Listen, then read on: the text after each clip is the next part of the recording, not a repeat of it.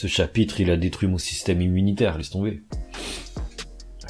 Ça se voit pas, mais... j'ai la crève de ouf, là. Wow, je suis dead. Du coup, la famille Père Castor... Du coup, la famille, vous avez tellement kiffé ma dernière vidéo que j'ai décidé de sortir le Père Castor volume 2 sur ce chapitre qui aurait dû être illégal tellement les informations qui en découlaient étaient choquantes. Le nombre de Doliprane que j'ai dû consommer pour tenir debout, pour rester debout la journée, pour faire mon sport, pour sortir. Bref, assez parlé, on va commencer par parler du premier point. Alors qu'est-ce qui se passe dans ce chapitre? Tout d'abord, t'as Kacho, le 10e prince. Elle est en train de parler avec sa mère pour lui dire il faut qu'on organise quelque chose au banquet, c'est quand même nous qui invitons les gens, il faut qu'on organise un truc, tu vois. En gros, elle veut faire le DJ de soirée, quoi. Elle veut faire le DJ du banquet. Du coup, Kacho dit à sa mère qu'il faut qu'elle organise une musique, je sais pas quoi, une représentation musicale avec sa sœur Fugetsu et Senritsu. Elle veut jouer un instrument qui s'appelle le vermillon. Bon, je vais pas te mentir, j'ai cherché sur Google ce que c'était le vermillon. Apparemment, tu fais de la musique en caressant la paroi du verre. Tu vois ce que je veux dire? Genre comme ça, tu vois. Ah putain, c'est chaud. Genre tu fais ça. Bref, t'as compris le délire. Ce qui est important ici, en fait, on s'en fout un peu du banquet, apparemment c'est un masque pour un plan.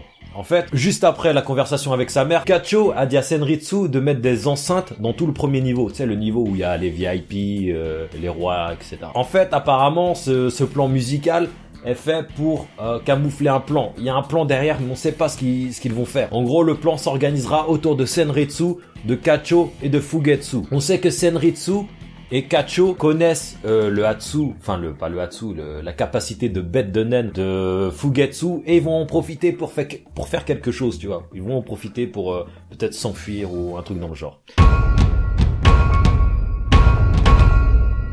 Ah là là, la famille. Ah, j'avais besoin de ça. J'avais besoin de ça, là. Laisse tomber. Alors déjà, ouais, on voit quoi? On voit une image, on voit Hirumi avec la brigade fantôme, comme ça. À la cafétéria, au 5e niveau. J'étais en train de lire le scan, j'étais comme ça. Attends, je te reproduis la scène. Bon bref, on s'en bat les couilles. Non, la famille, apparemment, Hirumi a intégré la brigade fantôme sous le numéro 11. Ça veut dire qu'il a pris le numéro du Vogin. Il a été apparemment embauché via un contrat avec Hisoka.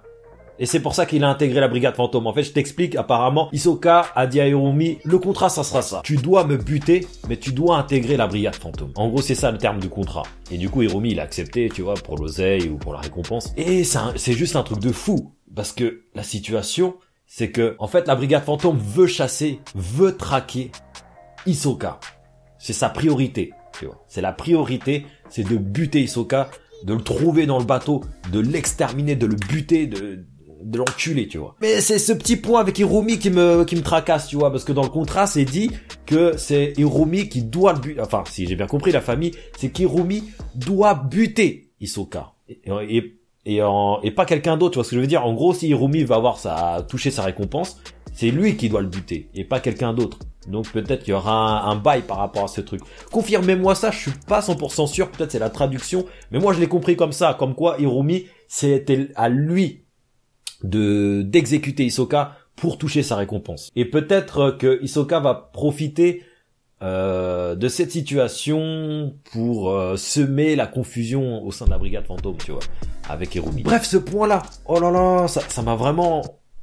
Ah non, mais là, j'ai une angine, là. Je sais pas si t'entends, mais j'ai une angine.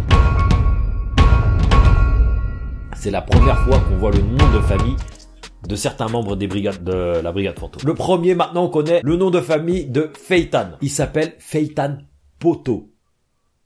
Feitan Poto. J'ai essayé de chercher à droite à gauche d'où ça pouvait venir. Je sais pas. Sphinx. On a son nom de famille, Makav. Son nom de famille, c'est Makav. Je sais pas, ça sonne un peu ukrainien, russe. Ensuite, on a Bonorenov Ndongo. Bon, son nom de famille a une consonance africaine. Ensuite, t'as Machi Komachine. Perso, je sais pas d'où vient son nom de famille, mais ça fait Machi Machi. Je sais pas si tu vois ce que je veux dire. Il y a deux Machi. Il y a Machi, dans son nom de famille aussi un Machi. Donc ça fait Machi. Je sais pas, peut-être qu'il a voulu faire un jeu de mots comme Hunter. Ensuite, t'as Franklin Bordeaux. Bon bref, on va pas faire de spéculation sur le nom de famille, mais c'est très intéressant qu'on ait des informations comme ça qui arrivent de nulle part au bout de 377 chapitres. Ça fait grave plaisir.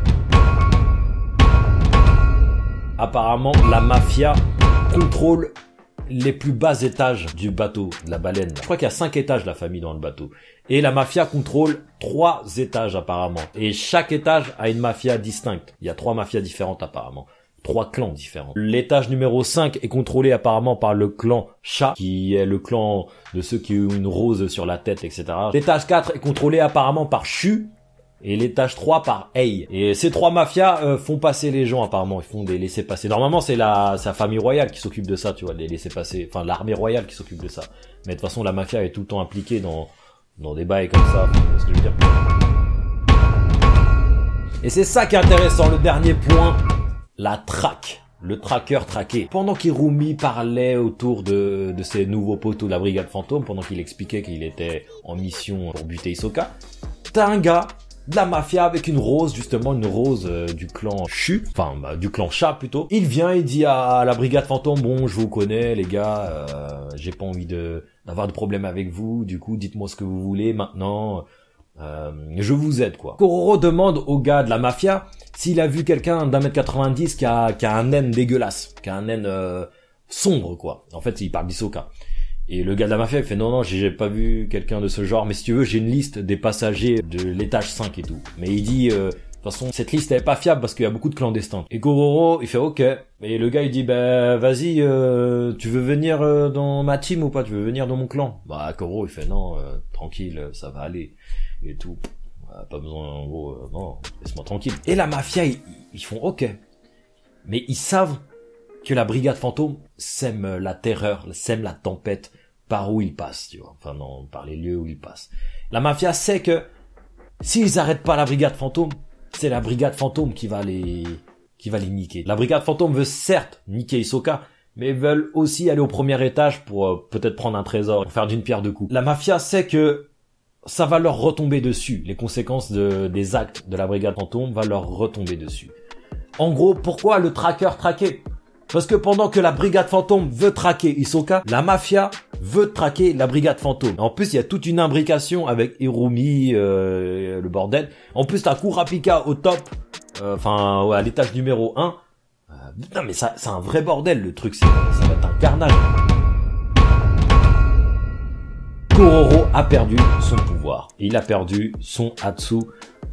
Qui était dans son livre, je crois que il s'appelait Lovely Ghost Rider. Putain, mon accent il pue la merde. Ce qui signifie que Neon Nostrad est certainement morte et que Kororo ne peut plus prédire l'avenir des gens. Bref, pour résumer ce chapitre, on parle de la mafia qui va traquer Kororo, enfin la team de Kororo, et ces derniers vont traquer Hisoka en compagnie d'Hirumi qui est en mission pour buter Hisoka. En tout cas la famille, on se retrouve en fin de vidéo. Je kiffe faire ce genre de vidéo parce que je lis vos commentaires. Quelquefois vous me rectifiez sur ce que je dis.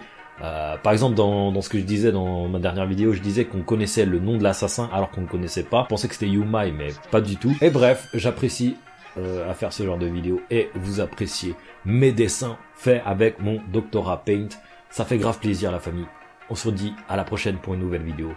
Moi, je vais aller me soigner, prendre un bain de soleil ou prendre un bain de Fortnite. On se dit à la prochaine.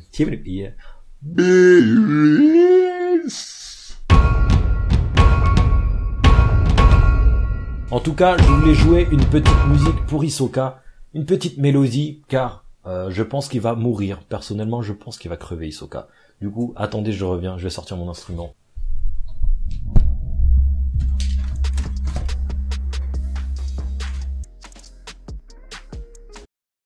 Ceci est une ode pour Hisoka. Attends, je vais bouger la caméra.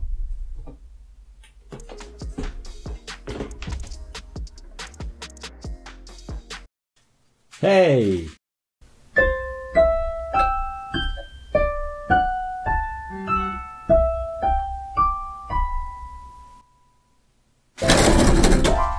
Hisoka est dans la merde.